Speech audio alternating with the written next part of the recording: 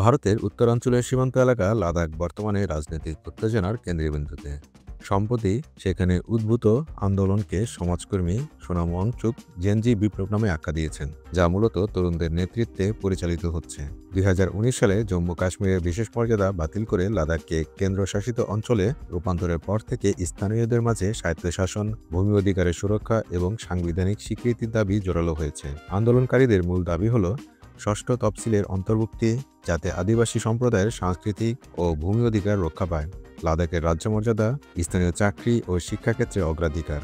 সম্প্রতি লেহ শহরে শান্তিপূর্ণ অনশন ভেঙে দাঙ্গায় রূপ নেয়। পুলিশের সঙ্গে সংঘর্ষে 4 জন নিহত ও বহু আহত হয়। বিক্ষিপ্ত জনতা বিজেপি কার্যালয়ে হামলা চালায়। পরিস্থিতি নিয়ন্ত্রণে আনতে কারফিউ ও নিরাপত্তা জোরদার করা হয়েছে।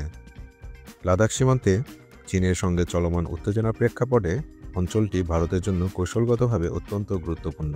এই আন্দোলন শুধুমাত্র রাজনৈতিক নয়, বরং ভৌগোলিক নিরাপত্তা এবং জাতীয় ঐক্য প্রশ্নেও প্রভাব ফেলতে পারে।